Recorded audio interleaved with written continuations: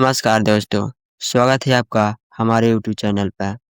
दोस्तों, आज मैं आपको एक ऐसे गांव की कहानी सुनाने वाला हूं, जहां के लोग कड़कती ठंड में भी छत पर सोते हैं। न हीटर, न बंद कमरा, सिर्फ खुला आसमान और ठंडी हवा। तो चलिए दोस्तों, शुरू करते हैं आज की कहानी। उत्तर भारत के एक कोने में बसा था एक छोटा सा गांव, जिसका नाम था सुखपुर।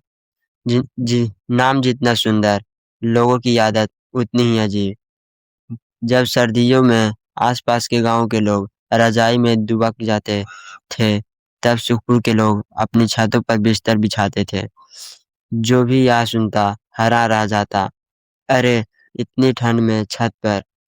लेकिन सुखपुर वालों के लिए यह कोई मजाक नहीं, बल्कि पीढ़ियों से चली आ रही परंपरा थी।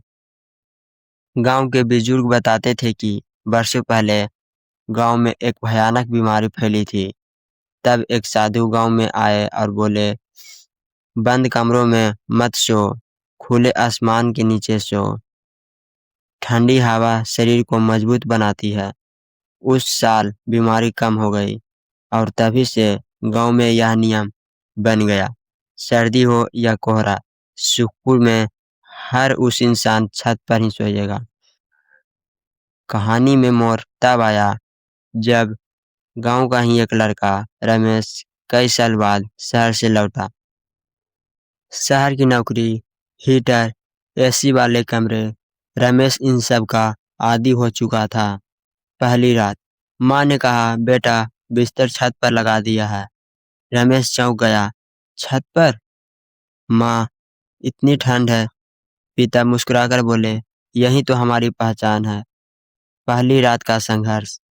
रात के 10 बजे आसमान साफ, तारे चमक रहे थे, लेकिन ठंड हड्डियां खपा देने वाली। रमेश रजाई में घुसा, टोपी पहनी, फिर भी ठिठुरता रहा। वह मन ही मन बोला, यह कैसी परंपरा है। तभी पास में सो रहे हरिहर काका बोले, बेटा, ठंड शरीर को नहीं, इरादों को तोड़ती है। धीरे धीरे बदलाव। कुछ दिन बीत गए। रमेश ने देखा गांव के लोग कम बीमार पड़ते थे, सुबह जल्दी उठते थे और बच्चों में भी गजब की ताजगी थी। रात को छत पर लोग बातें करते, तारे गिनते, हंसते मुस्कुराते। न मोबाइल न टीवी, सिर्फ इंसान और आसमान। धीरे धीरे रमेश को भी ठंड कम लगने लगी। सच्चाई का एहसास। एक सुबह रमेश ने अपने पिता से कहा, बाबूजी, अब समझ आया, ये सिर्फ छत पर सोना नहीं है, ये अपनों के साथ रहने का तरीका है। पिता मुस्कुराए। शहर में कमरे बड़े हो गए, लेकिन दिल छोटे। यहाँ खुले आसमान ने दिलों को खुला रखा है। कुछ दिनों बाद रमेश शहर लौट आया, लेकिन इस बार उसके साथ एक नई सोच थी।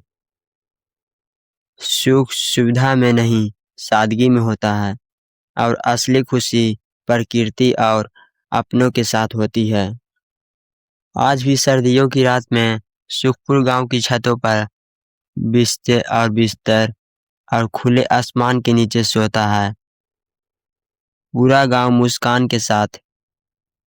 दोस्तों, अगर आपको यह कहानी पसंद आई हो तो वीडियो को लाइक जरूर करें, चैनल को सब्सक्राइब करें और कमेंट में बताएं यह कहानी कैसी लगी। मिलते हैं अगली वीडियो में, तब तक के लिए धन्यवाद।